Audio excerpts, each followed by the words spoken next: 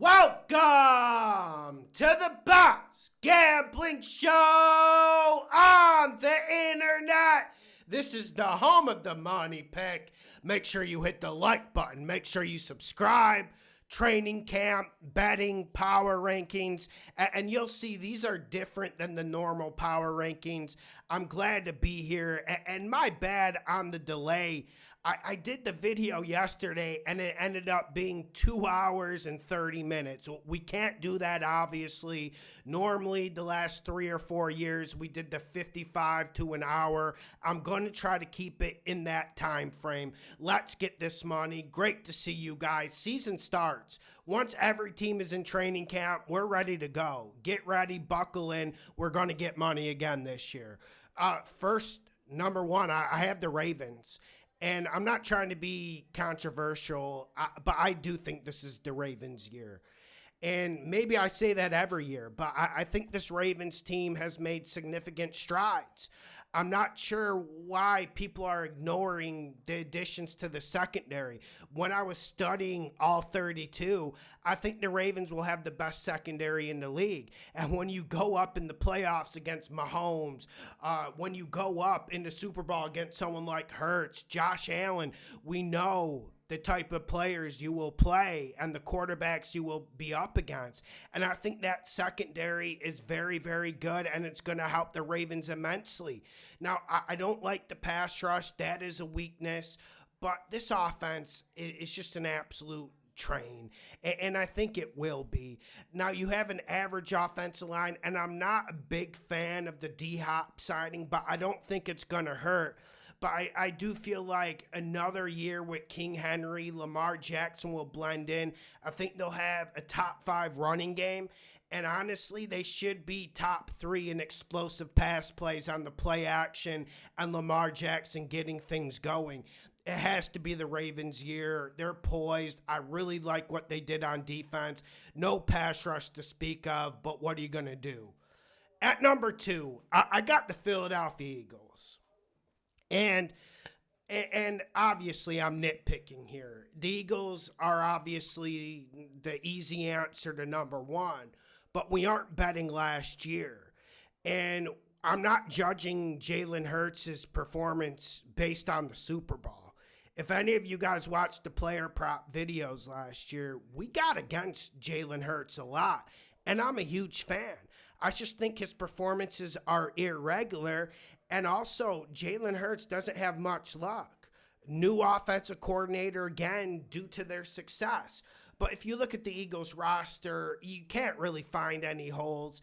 Top 5 offensive line, 2 great receivers. Goddard is an absolute beast. And then you look at this defensive line. Yeah, you lose Williams. Yeah, you lose Josh Sweat in free agency. But are any of you guys worried about this pass rush? I'm certainly not. And going into last year, the big question was about, can the secondary cover anyone? Can Vic Fangio do anything with these young guys? He obviously answered that question, and I just can't see the secondary falling off. Everyone's young. Everyone's hungry. So I think the Eagles are poised to be in a great position. Between the Eagles and Ravens, it's like picking if you like steak or lobster. It's a matter of preference, but I do believe in a little bit of a Super Bowl slump.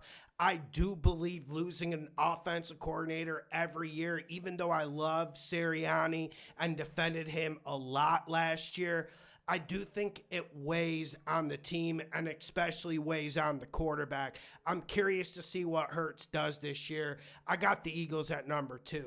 Number 3, I got the Lions. This roster is absolutely stacked. You worry about the injuries. You worry about if Aiden Hutchinson, when he's going to be back, when he's going to be back to full strength. And then we already know the Lions are losing 2 very good coordinators. And I do think that will take some betting in time.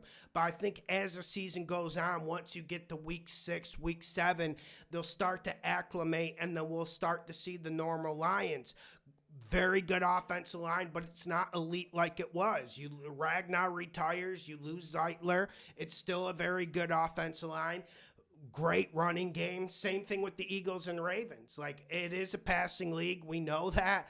But at the end of the day, you need to run the ball, and these three teams are the best running football teams in the league, in my opinion. The big questions are about the Lions' defense. Like, can their secondary hold up? If they get an injury in the secondary, do they have enough depth? We saw when Branch went down last year, it got ugly. But I actually think a player no one's talking about, Terrion Arnold, is going to step up in the secondary. So I think Detroit's going to have an above-average defense and a top-5 offense. And when you're betting, you have to give Detroit credit. I mean, Dan Campbell bought me a car.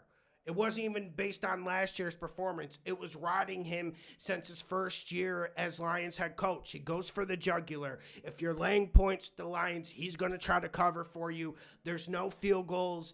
There's no 4th and 1 field goals that frustrate you. They go for the jugular. They go for the neck. And that's why the Lions, I give them the benefit of the doubt, even with all the changes and circumstances. Lions at 3. Dan Campbell. Number 4, Bills. It's hard to argue, but I do feel like the Bills are a little bit of a one-man band with Josh Allen. His performance last year, I felt like he deserved the MVP.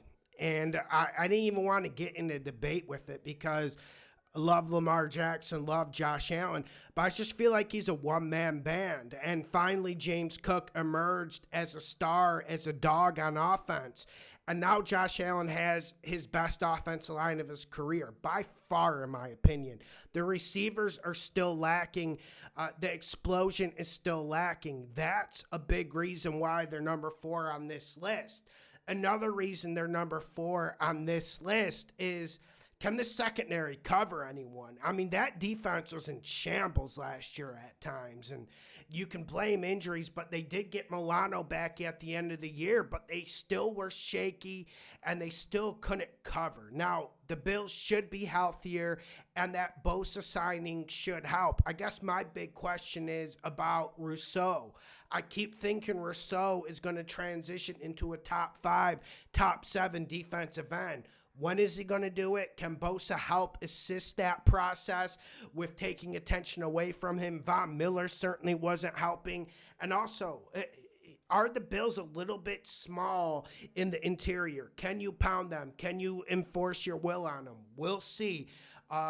Bernard and Milano are very good linebackers, but they are on the smaller side. So 4 with the Bills. I also have questions about Sean McDermott. I know people are throwing a lot of stones at Harbaugh for some of his coaching and how he didn't blow the game against the Bills by any means, but Harbaugh's taking a lot of criticism. But I think out of these 5 teams in the top 5, the clear elite teams, I think Sean McDermott's the most vulnerable coach.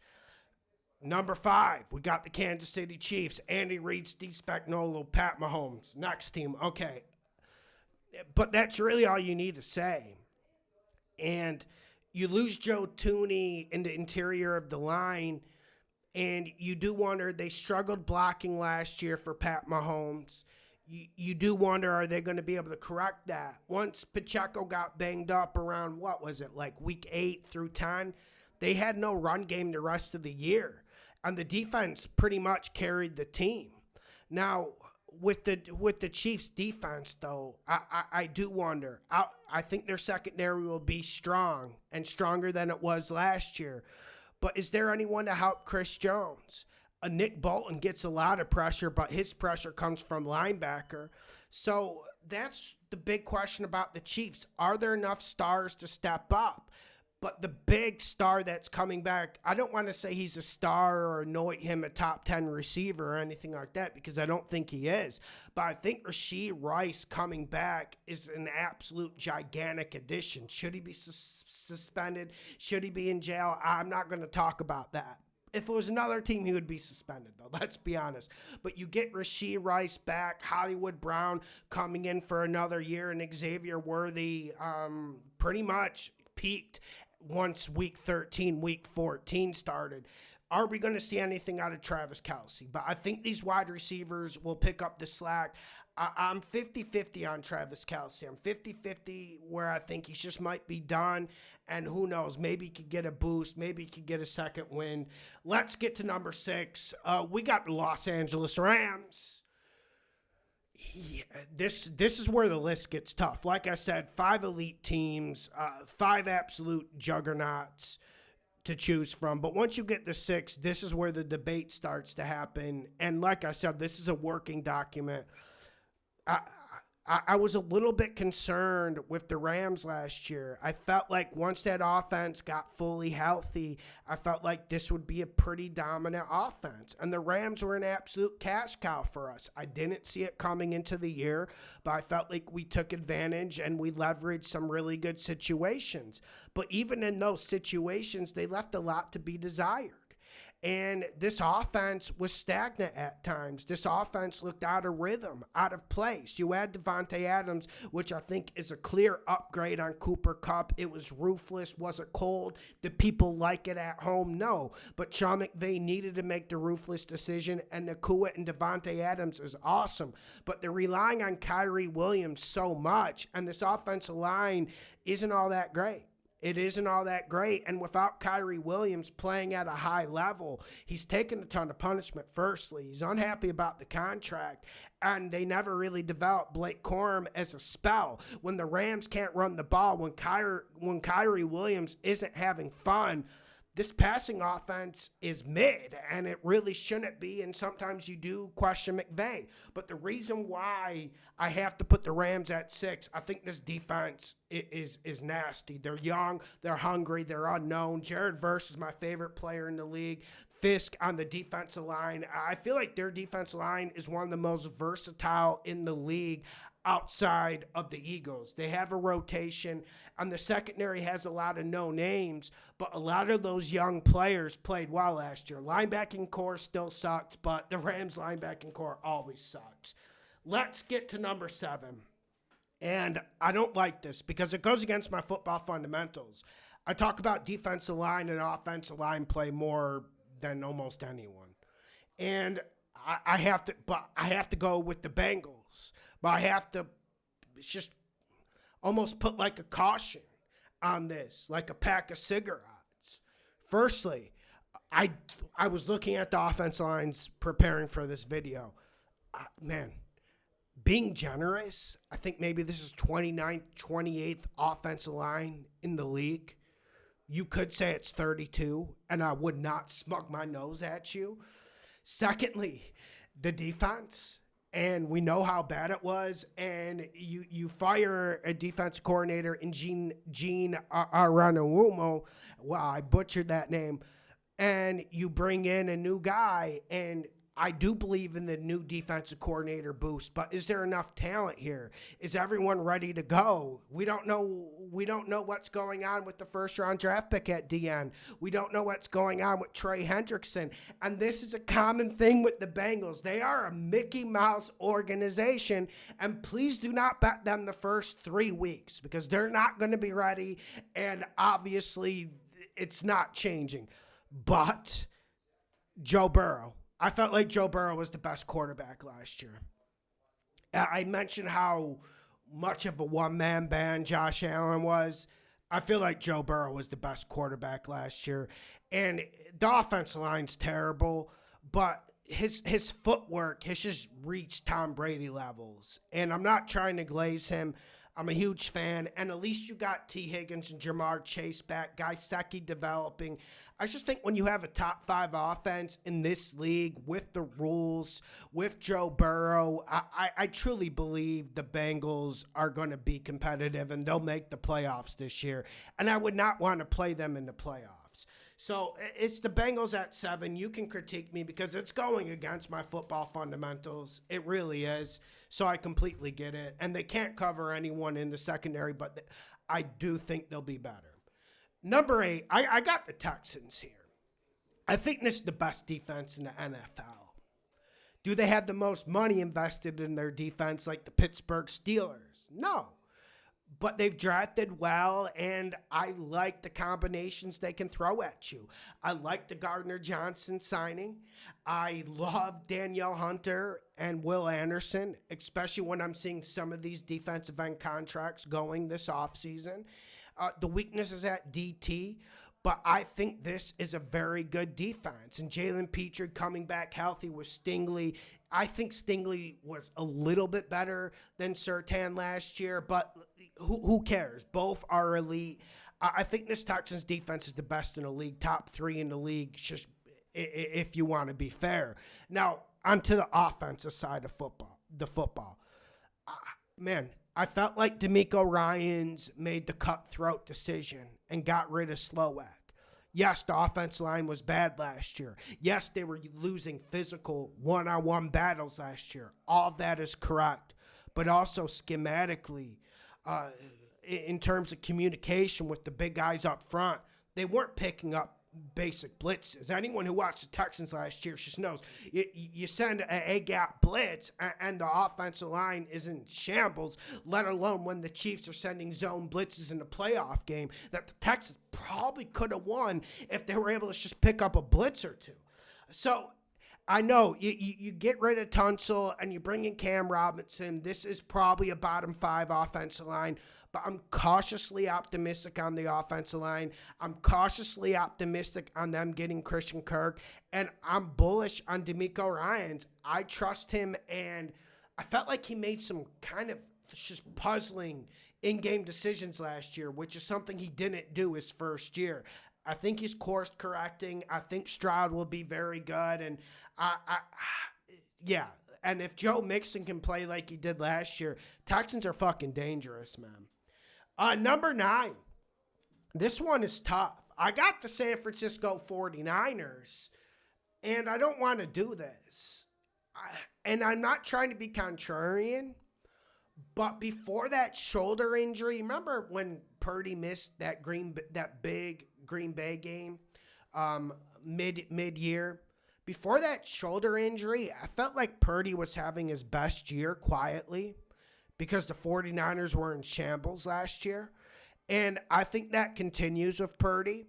And I think him and Jennings have a great symbiosis. And I think Jennings is a player not a lot of people want to talk about. I know everyone wants to talk about Ayuk not being ready.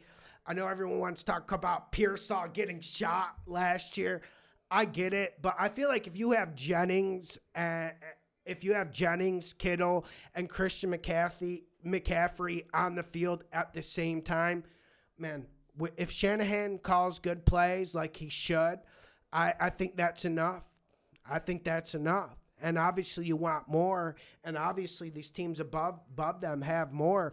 But I think the 49ers offense will be competent based on health. Now you could say Lawson. Listen, every team can complain about health. And I get it. The 49ers are a very old team, but they tried to course correct that. And we know what happens to old teams. They get injured. Offensive line isn't what it was, but they never invested a lot in the offensive line. It's more about scheme. It's more about coaching. Now on the defense, this was the big issue last year. They couldn't cover a lick. You lose Ward. I get why that's concerning to people. But I think Rob Saleh is going to give them a defensive coordinator boost. He's going to bring the vibes, and you just have to pray Bosa stays healthy. Bosa is a top 5 defensive end still, and he's an absolute force of nature. There are some issues with this team. The defensive line isn't what it was, and someone obviously needs to help Warner and Bosa. But I feel like when you have 2 elite players, it can cover up some holes, and we got to remember Saleh, just as a pure defensive coordinator, very good. Always respected him in this league. So I think this is a bit of a shock, but 9, the 49ers. Obviously, huge issues. Number 10, I got the Broncos.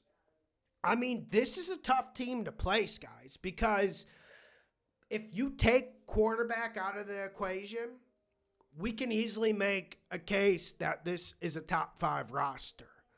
I like their offensive line, although I think people are glazing their offensive line a little bit too much. It's easy to look good as an offensive line when you're throwing quick screens and the PFF metrics look great. And they weren't opening too many run blocking holes. And I think when you have a mobile quarterback and a genius in Sean Payton dialing it up, I think that can help the offensive line quite a bit, but I do think it's a good offensive line. I'm just not going elite like everyone else. But you want to know what is elite on this team? Vance Joseph, Sean Payton, that combo. We've seen it with the Vikings with Flores and O'Connell. When you have that combination, that symbiosis, it makes a big fucking difference. It covers up a lot. I mean, remember how bad Bo Nix was in September? And we saw him peaking upward. I would just caution people on that. I don't want to shoo him. He got a lot better, but Denver doesn't have many wide receivers. I felt like the Evan Ingram signing was the best, was the most underrated signing of this offseason.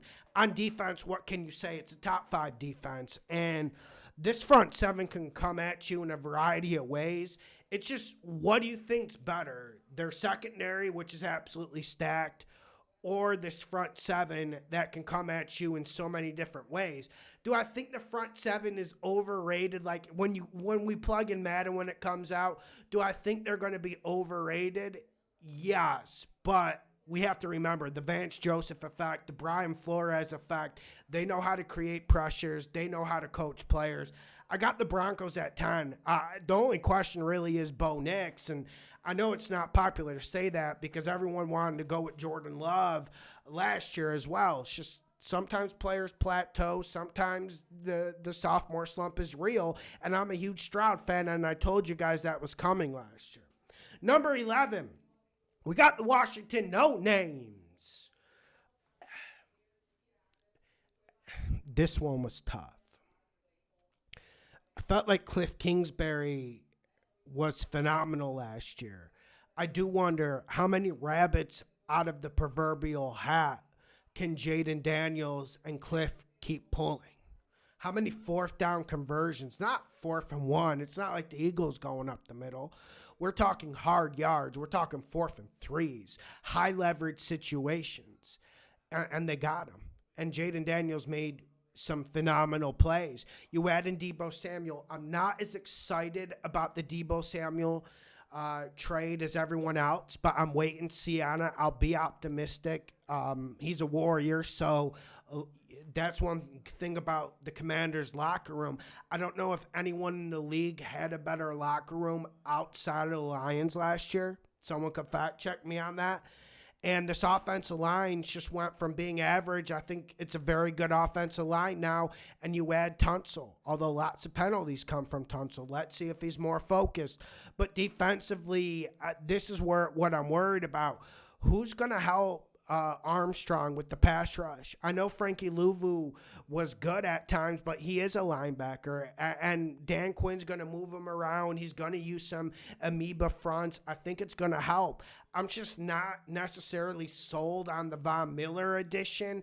I would have preferred them go out and get someone just established or get another young bull in the 1st or 2nd round of the draft. Secondary, everyone says it's one of the worst secondaries in the league. You lose Jeremy Chin, but I think that's going to help more. I think that's going to hurt more in terms of the run fits. And the Commanders were slashed in the run game quite a bit last year. Even the Giants got them. But I think this secondary is average. I don't think it's a bad secondary. I just wonder, though, are there more answers for the Commanders? Is this another year where maybe they have a down year? Maybe they do. I'm guessing they do. I'm not saying they're going to win 7 games, but I think they're in that 9-10 win mark. Next team, we got the Tampa Bay Bucs. This is a very tough team to rate because Baker had 2 new offensive coordinators each year, and he's been phenomenal each time. Is the 3rd time a charm.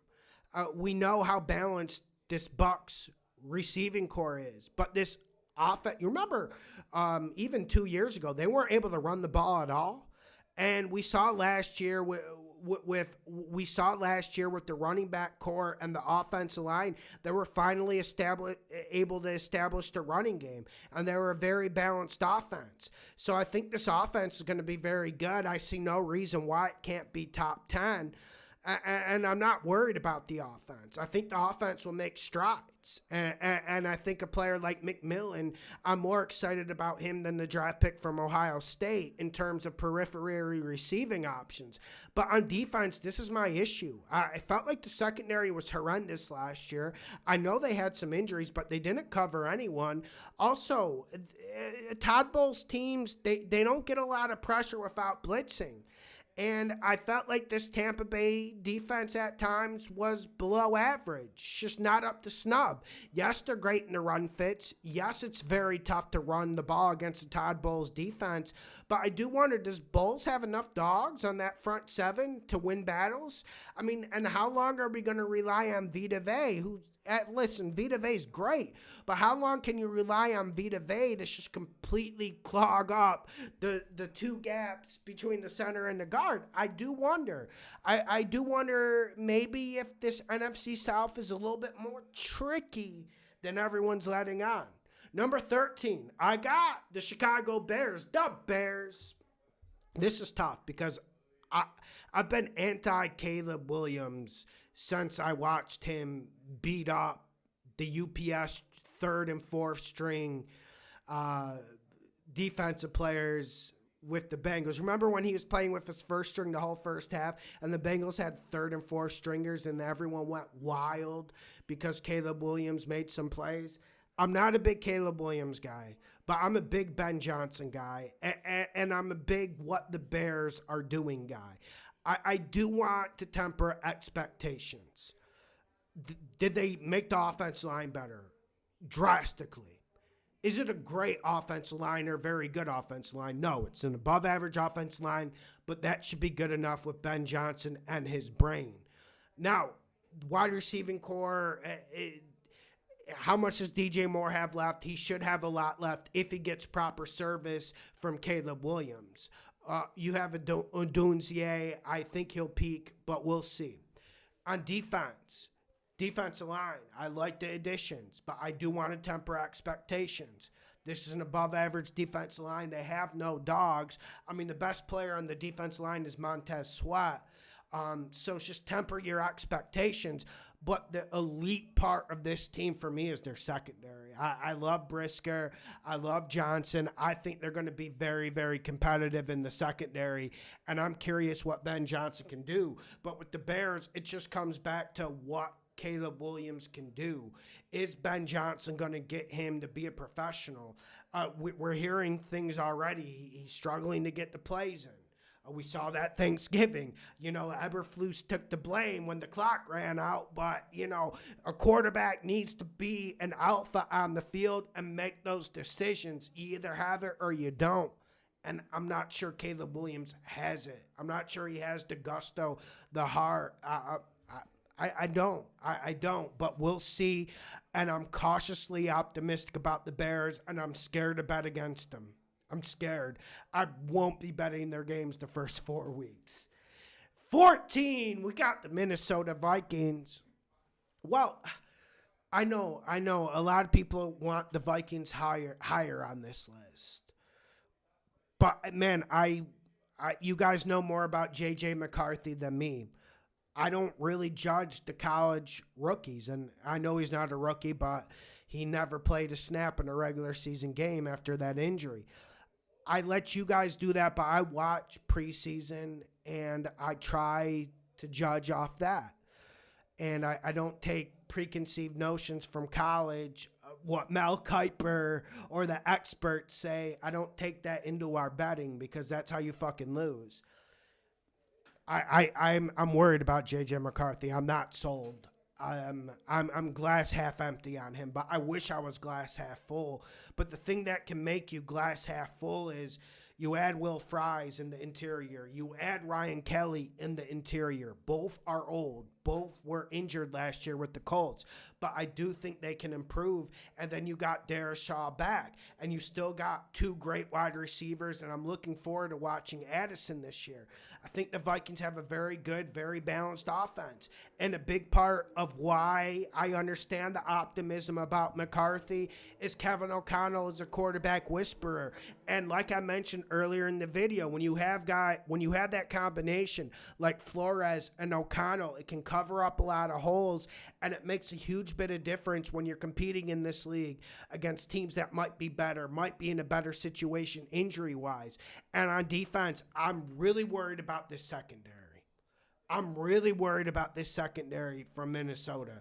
I don't think people are paying attention to how weak it got. And, like, I know Cam Bynum wasn't great last year, but you let him go to the Colts, and you do wonder, do they have enough outside of Murphy? And Murphy's more of a slot guy. So the outside corners for the Vikings are going to be tested. Luckily with Brian Flores, he can generate pressure. Greenyard, Van Winkle, we know that's not slowing down. And the Vikings did add some pieces in the defensive interior, and you still have Harrison Smith and Metellus at safety. I love those options. It's just the outside corners are really vulnerable. So that's my big issue. J.J. McCarthy and the outside corners. Number 15, we got the Pittsburgh Steelers. And what do you do here? It should be a very good defense, and they certainly invest a lot in defense. They invest more in defense than any other team.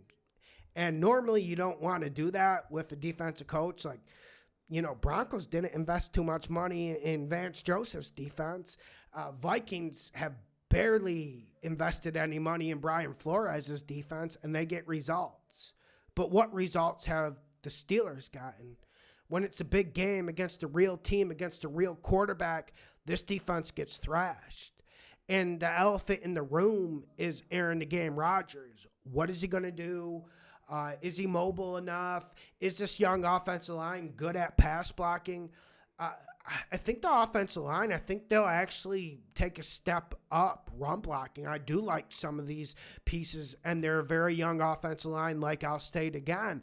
But I do wonder about the pass fits. I do wonder about what other periphery options. I know you have DK Metcalf, huge fan. But outside of him, who's going to step up? Is Calvin Austin going to step up? I don't know. I would not bet that. But with the Steelers, you just don't know what to do. And I feel like 15 is a perfect place. I'm not sure what Aaron Rodgers we're going to see, but I'm going to tell you what I was seeing last year.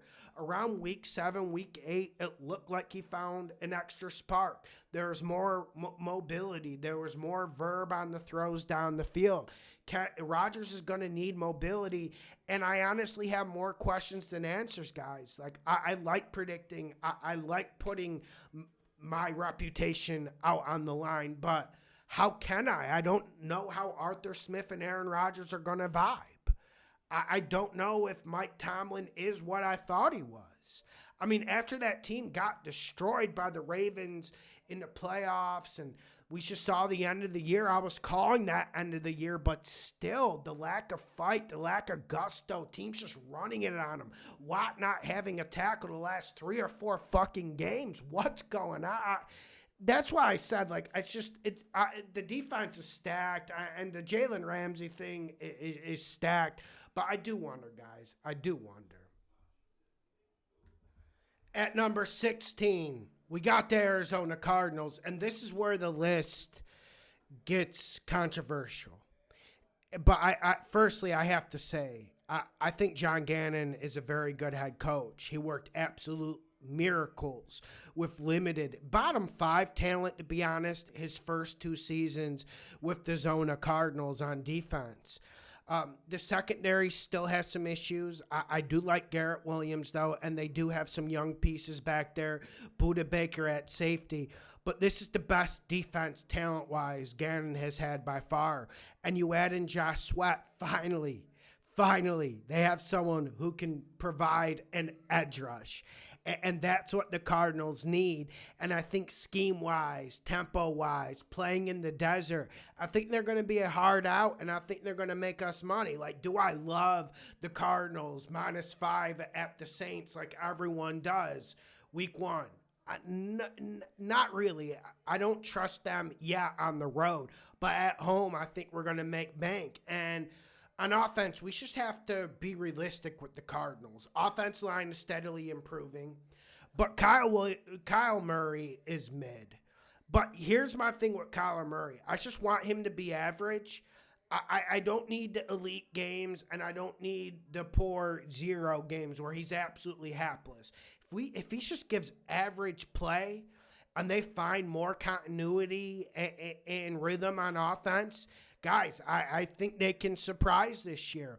And I know I hyped up Michael Wilson too much at wide receiver last year, and also the media hyped up Marvin Harrison Jr., but I got to be honest, man. I was really low on Marvin Harrison watching the film.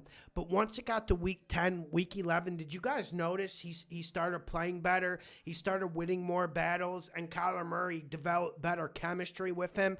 So I think that's going to continue to develop, and you got one of the best tight ends in the league in McBride. So it really comes down to, can this Cardinals pass attack be more consistent?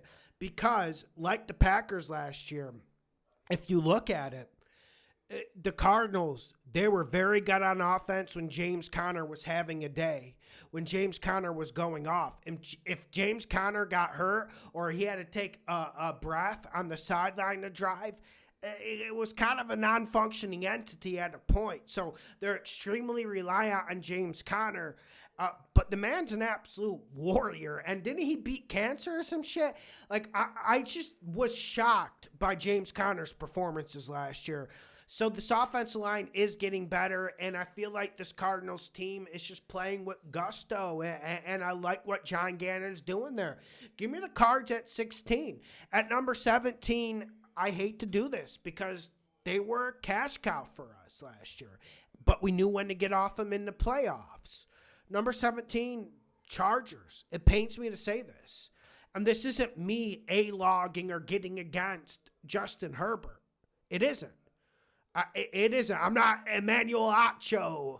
I think Herbert is an absolute beast. And I think what they're doing to him at wide receiver is an absolute disservice. And I'm starting to get disgusted by it. We understood when Harbaugh came in, he was going to bring in a particular style. He's going to start with the interior. I'll tell you why starting with the interior might be not what they're doing. Offense line, yeah, you draft Joel, and yeah, you got Slater and all. But I do wonder, is this a good run blocking offense line? They weren't able to run block week 10 on. Absolutely nada. And so you look at that, but a lot of resources invested in an offense line should get better as well. But you look at this receiving core, and McConkey had a great year last year, and you bring in Mike Williams as some sort of answer. He retires, and that was never going to be an answer, and you're still relying on people like Quentin Johnston. And I know you guys are hyping up like the 2nd and 4th round draft pick. I don't know, guys. I just don't think there's enough wide receiving talent here. And Najee Harris at running back, does that really give a plus option over J.K. Dobbins, even though Najee was phenomenal last year? I don't know what happened with the fireworks. We saw him wearing a fucking mask today. So, yeah, man, I think this offense is average with a very good quarterback. And I think that's where they stand at this point. And let's get to the interior, one of my criticisms. Okay, Chargers defense was phenomenal last year. Derwin James was a top 7 defensive player, regardless of position, in my opinion, last year. We saw Cam Hart just completely come out of nowhere and play very good at corner. Here's my issue. Poona Ford was phenomenal at nose tackle last year. They let him go. Joey Bosa was pivotal. When the Chargers had a good pass rush was before Bosa started getting hurt and nicked up.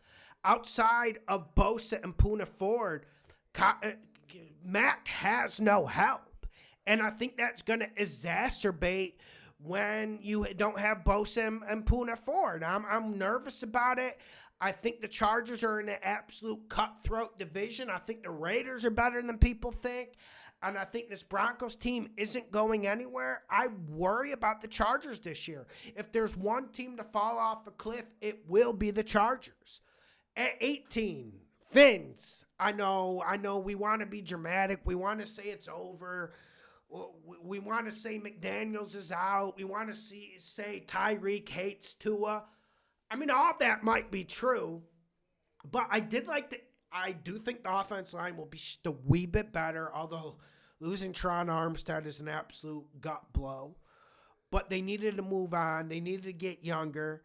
And you still have Waddle and Hill. And that counts for something in this league. I don't know how to quantify it. I don't know what difference that makes if you can't protect the passer, but I think it makes a big difference. And if Miami's laying -2.5, -3 against similar opposition playing in Miami, you know what I'm doing. I'm taking the money. I'm going to bet it. That's what I'm doing.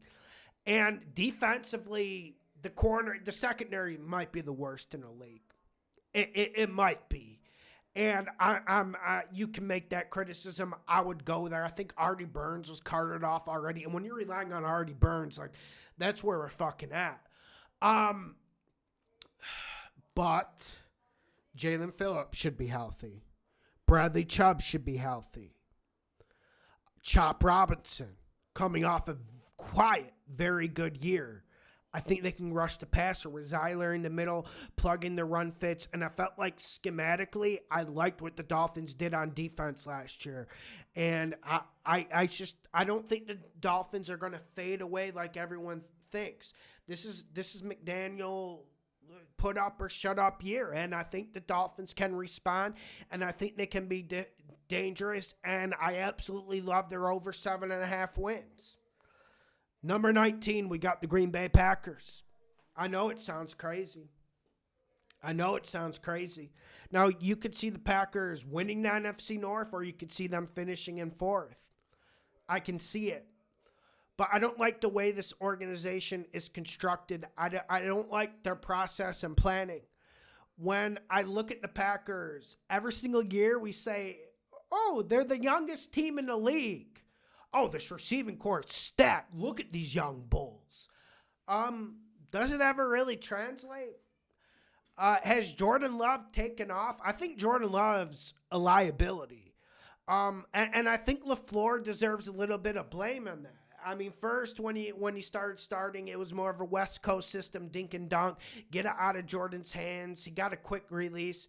Then once he started peaking, when he did that run, leading them to the playoffs where they beat the shit out of the Cowboys, then they became like a early 90s team, chuck it down the field, play action, and chuck it, get it aerial.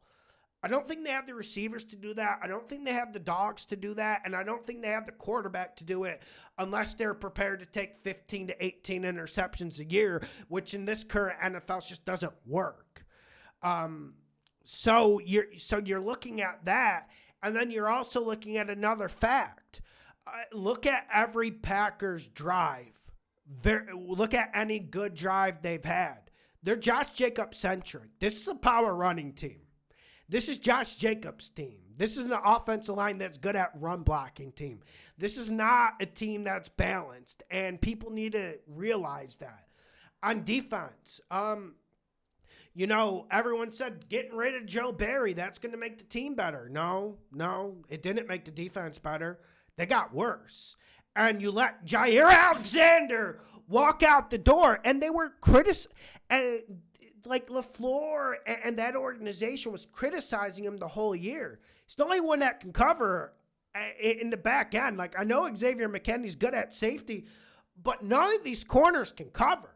And they're just getting slashed. And they're going to continue to get slashed because outside of Rashawn Gary, where's the pass rush coming from? 20. We got the Atlanta Falcons. I want to believe, but I can't. I guess Penix is the big question. I do wonder about his accuracy. I have seen him sail a lot of balls. I mean, that's a wait and see. You have Kirk in the wings, but I don't know. With this offensive line was constructed with a lot of money, by the way, by Arthur Smith. It was constructed to be a run-first, bully-type offensive line with a lot of big guys. Like, you got Lindstrom, you got Matthews, you got McGarry. Here's the issue. They can't pass block worth a lick. And the Falcons were in the pistol a lot last year. They were in the shotgun a lot last year. And this offensive line got exposed. Drake London, for me, is a top 10 receiver. I said it going into last year. He needs to get some credit.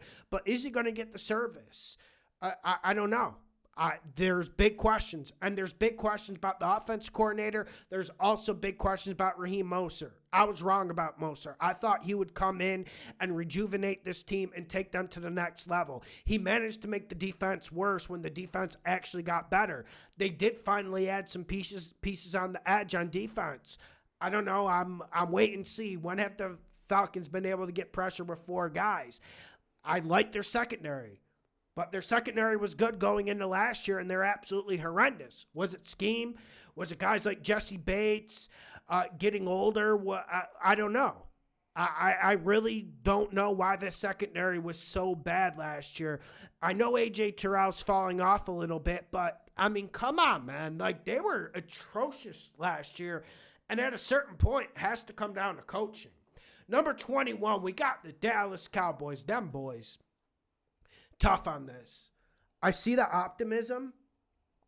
Like, I know everyone wants to say Dak is terrible. I mean, Dak is a good quarterback. And you can have your criticism about him. And I know they don't win playoffs games. And I know who can forget the boot stomping they took at Jerry World against the Packers. That's just like entrenched in people's brains, and I'm not going to try to convince them otherwise. But I think Dak is a big upgrade on the quarterback play they had last year. You add Pickens. I'm not that excited about the Pickens thing. I'm more excited about CD Lamb. Felt like he was phenomenal last year with minimal service. Young offensive line. I'm on the optimistic side on this offensive line, but I understand those who aren't. Running back core sucks. I do wonder if Javonte Williams can get back because he was bad last year with the Broncos. Don't know if it was scheme. Don't know what happened to him. I think the offense will be top 10 easy, and this offense can be a train. So let's not exaggerate there, but there's the elephant in the room in Schottenheimer. There's the elephant in the room in Jerry Jones. He's already calling people out. He's getting crazier every year. I like it. But also, like, him calling out Diggs and him calling out Micah Parsons the day before training camp, it just says a lot, man. And I'm worried about the secondary, and I'm worried about the linebacking core, and I'm worried about the defensive line. If this defense can be average, the Cowboys are money in the bank for over 7.5. But can they be average? I don't know. I don't know. There's just so many questions on this defense. Number 22, we got the Patriots. This isn't going to be popular, and this was tough for me because I believe the Patriots are favored in 11 games. I mean, but we have to understand the variance of NFL schedules. I love Drake May. If Jaden Daniels wasn't so phenomenal last year and almost a freak of nature, we would be glazing and talking about Drake May more. He had a 32nd ranked offensive line, 32nd ranked receiving core, yet the kid was cooking. But I don't know if any of that's changed. Offensive line, they've made some improvements. Did you guys see the Patriots wide receiver draft last year? I mean, Jalen Polk was one of the worst rookies I've ever seen. And I had to see people writing comments saying he's going to be good. Like, we just have to watch these guys in preseason and training camp, guys. Like, college, let's calm down on it. So, like, you saw that historically bad draft last year in terms of the receivers, even the last 3 years. And you wonder, does Drake have enough to make it cook? I'm a Stephon Diggs believer, but, you know, that comes with a whole array of issues. I actually felt like Stephon Diggs was rather good for the Texans last year. If anyone wants to watch his film, watch that game when Christian Gonzalez was matched up one-on-one on him. He absolutely cooked Christian Gonzalez. And this Patriots defense, I'm sure Vrabel's going to have it be more competitive. I'm sure he's going to bring the vibes and confidence this team desperately needs. But I don't know, pass rush, I don't think it's going to be average. I think they're good in the interior with Christian Barmore, but I feel like Christian Barmore and these interior players for the Patriots the last 3 years are just people throw around like buzzwords because no one like can judge interior defensive line play. There's just no one really elite there. I know people love Barmore, but you know what I'm saying. There's no one that can help with the pass rush in the interior, and that's what they need. And they need an edge rusher. I believe they brought in Harold Landry, and that's not my guy. So I secondary strong. They should be better with better coaching. I just want everyone to like throw a little bit of cold water on the Patriots hype, but I completely get it. Number 23, we got the Raiders. I mean, and this is the week 1 matchup. This might be one of the most interesting matchups week 1. I got the Raiders at 23. I didn't like the Pete Carroll thing originally. I didn't like the Geno Smith thing originally. I didn't like the way they attacked this free agency, letting Nate Hobbs and Mo Ring go. I still don't like the Nate Hobbs thing. I understand letting Mo Ring go. But after seeing them get Ashton Janshi, after just seeing Pete bringing the vibes and cooking in OTAs, I think the Raiders have a plan, and I think they have an identity. We're in a league where a lot of teams don't have an identity. You know what Pete's going to do? He's going to play cover 3 on defense. He's going to let that front 4, which is very good, although Christian Wilkins got released. I was hoping he would play this year. But you got Crosby, you got Kuntz, you got Tyree Wilson as a rotational defensive end. I think they should have a good speed rush. And then you can let this secondary, which is bad, have a chance in zone. And I think Pete will do that, and I think Pete will get the best out of players on that side. On offense, I just like the identity. They're going to run it down your throat. And I also want everyone to remember Geno Smith isn't as bad as you guys think. He's been a top 15 quarterback for the last 3 or 4 years. And I know there was a lot of red zone interceptions last year. We benefited when we got against the Seahawks with that. Thank God. A lot of red zone interceptions, but we also need to remember that Seattle offensive line has been below average, poor, even if you mix in the injuries. So Geno was playing with his back up against the wall. I just think Geno's better than people think. And I think in comparison, him or Sam Darnold, I'm going Geno, and I think Geno's better than a lot of guys in this league. I'm kind of optimistic about the Raiders. It's a tough division. It's tough circumstances. And also, it does feel like the Raiders are going all in to win 8 games. But you want to know what? I actually kind of understand it. After holding Raiders ticket week 2 against the Broncos, where they dominated the first half, and then Minshew threw the worst pick 6 I've ever seen. And then he did a lateral that was to no one. And those 2 plays made me think, yeah, maybe we just need to be respectable. We're in a new city. We have a loyal, rabid fan base. Let's be respectable. If we win 8 games or 9 games, like, listen, that's what we need to do. We need to be respectable. So I believe in respectability for the Raiders. 24, Colts. Tough. I guess it comes down to Danny Dimes or Anthony Richardson. If you give me Danny Dimes week 1, I'm kind of optimistic. Everyone's talking about the Jags making a move. And I don't like Ballard, the GM. I don't agree with how he scouts players. But I do like Shane Steichen. I am a Shane Steichen enjoyer. But there's not much you can do with Anthony Richardson in and out of the lineup, taking breaks during games. I just don't think he's serious. And obviously, Danny Dimes isn't a good football player at all. But I do wonder, with this receiving core getting better, with Downs emerging and Pittman and Alec Pierce being consistent, I do wonder, can Danny Dimes on the read option do some good work? Can this offensive line get going? And I think this offensive line is good, even though they lost Fries and Kelly. But once they got hurt last year, this Colts offensive line didn't struggle. Colts made a lot of additions in their secondary. I still think it'll be good. I think it'll be better than last year, but not great. You do worry about the Colts pass rush, though. And I don't think they've addressed that. Everyone keeps telling me Kwity Paye is going to be elite.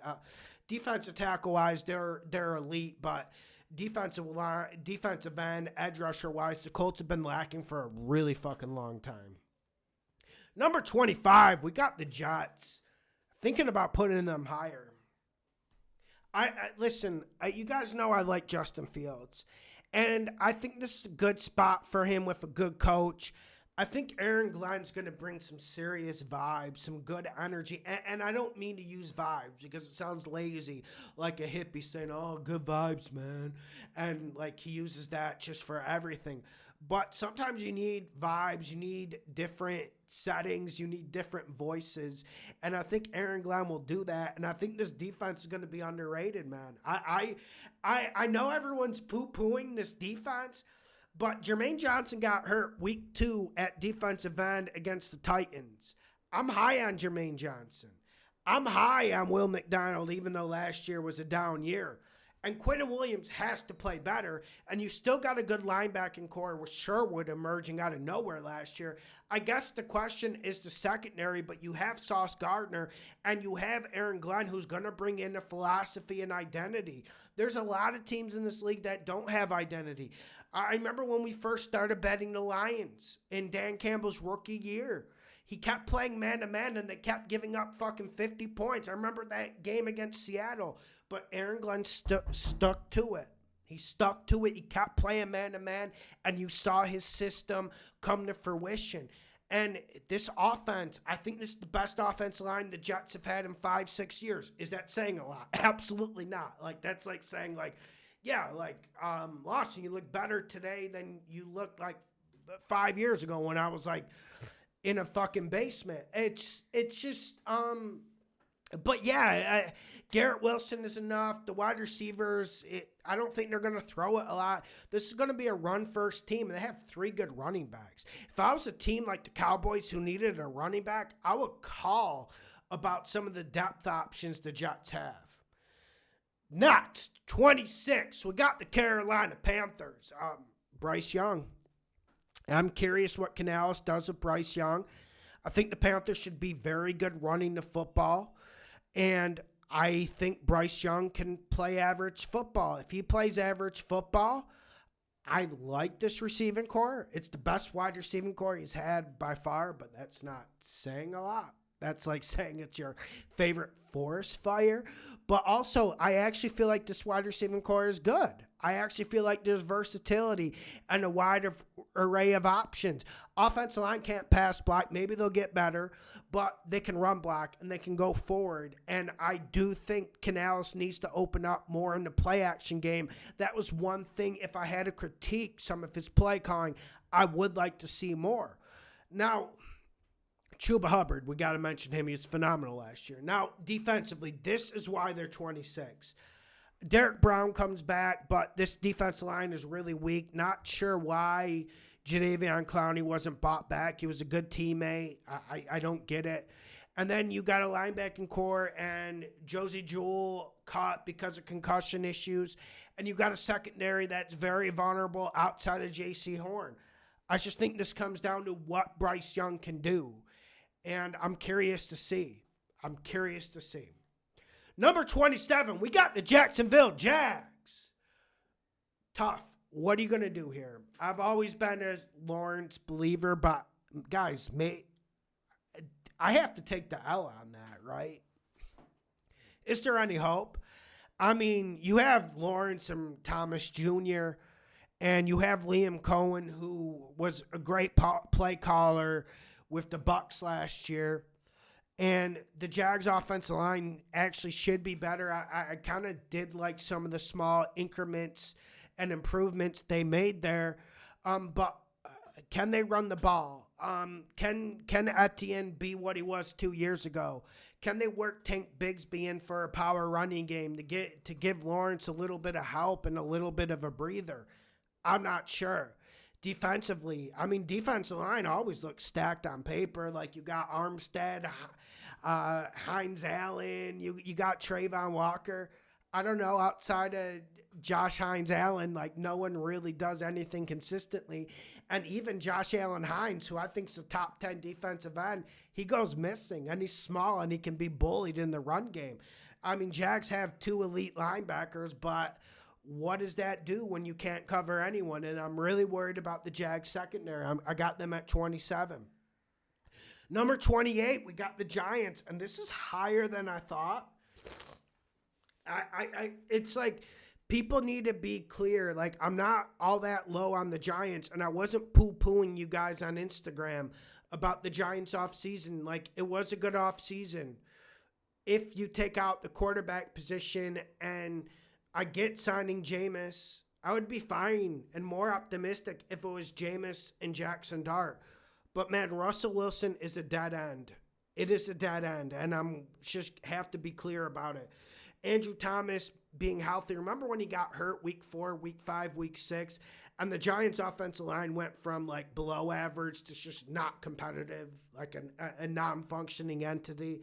If Andrew Thomas is back, I think that helps. That's like the first good lineman the Giants have had in quite some time on the offensive side of the football. And Malik Neighbors, it's set up, it's stacked. It's just a really tough schedule. And you do wonder, man, why doesn't Jameis get the nod? Why are they keeping him on the roster? What does Russell Wilson bring you? Are they trying to, like, win, like, 7 games just to keep Dayball's job and Schoen's job? I'm not sure. I imagine Jackson Dart will be in there by week 8, week 9. But, yeah, man, it's the Giants, and the defense should be very good. But, guys, you have to remember, that defensive line was stacked going into last year. I mean, Thibodeau didn't really perform. Dexter Lawrence, there's only so much he can do. And Brian Burns was a clear overpay. I mean, Brian Burns did fuck all, man. I actually seen him quit.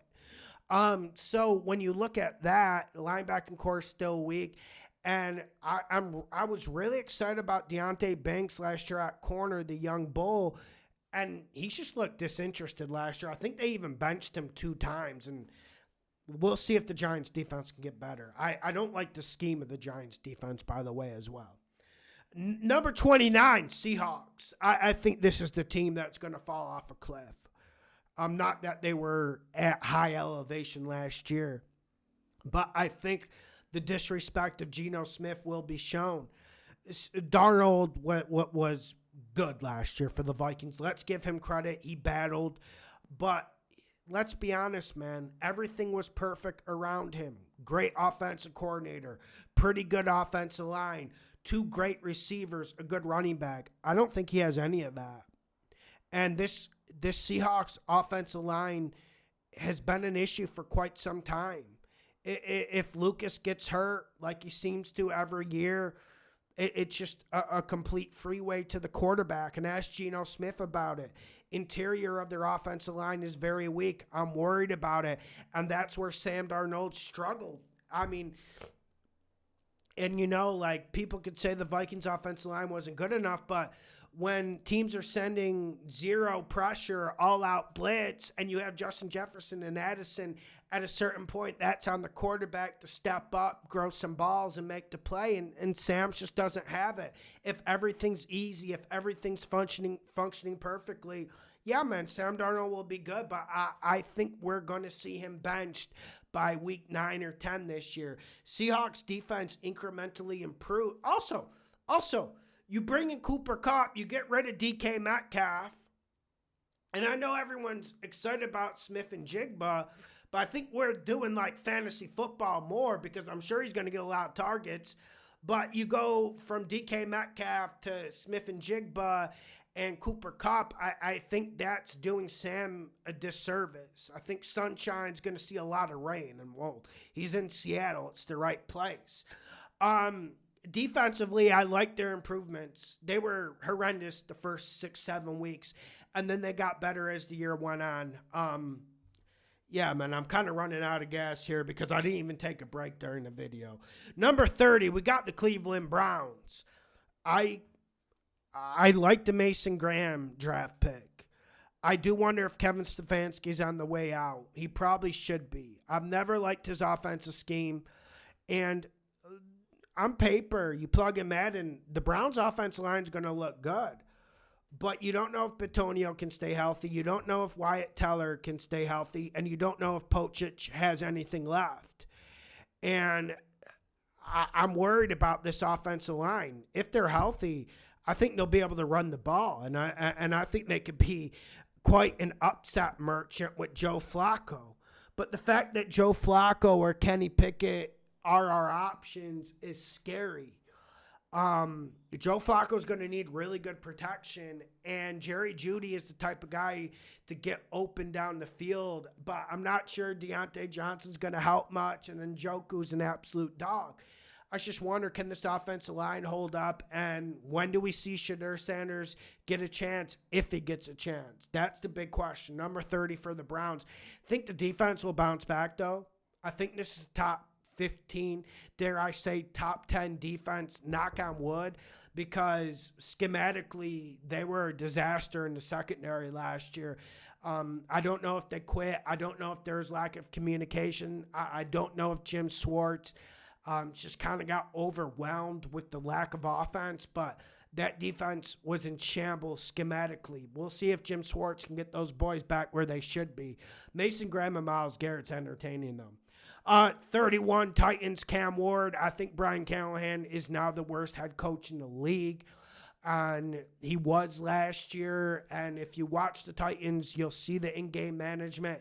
It does seem like they improved the offensive line, so they go from bottom 5 offensive line, maybe to average. I don't know if I'd get that excited about it, especially the way this Titans team has drafted the last 2, 3, 4 years. And you look at wide receiver, and Calvin Ridley's great if he's a number 2. Relying on him for a young quarterback, I don't know if I'd like that mix. I don't know why you let seasonable pros at wide receiver who can operate in the slot and outside like Westbrook, Akina, go. I'm not sure the rationale behind that, and I'm not sure they're going to be able to run the ball much, although they have a lot invested at running back. Defensively, yeah, man, you got L'Jarius Sneed, and you got some good players in the secondary, but I don't know, man. L'Jarius Sneed is already on PUP list. It just feels like a lot of those guys are just there for the paycheck. Like even Jeffrey Simmons. I've always been a big Jeffrey Simmons guy, but to be honest, I think he could be, if he wanted to, if he was on a better team in a better situation, if he was more focused, I think he could be a top 10 defensive player in the league. But he's not focused, and why would he be? And he doesn't have any help. The Titans don't give him any help on the defensive line. So I just think this Titans team is bad. At number 32, Saints, quarterback situation, obviously. Kellen Moore, I think he did earn the job. I'm not like the biggest Kellen Moore guy, but he did earn this job. And he's just kind of in a no-win situation with the quarterback. Also with the Saints, like, I could make an argument. I wanted to put the Saints at 31. It's just we don't know if Olave is getting traded. We don't know if Kamara is getting traded. We don't know if one of their good offensive linemen is getting traded. And honestly, like, if I'm DeMario Davis, I love him at linebacker, and Pete Warner, I love them at linebacker. I mean, at what point do you want to get traded? Do you want to explore other options and finish your career in a place where you have chances to win? There's a lot of questions about the Saints, but I do think if Cam Ward isn't as good as everyone thinks he is, I do think the Saints could be 31. Make sure you hit the like button. Make sure you share the videos. The best gambling show on the internet. Slam the like button.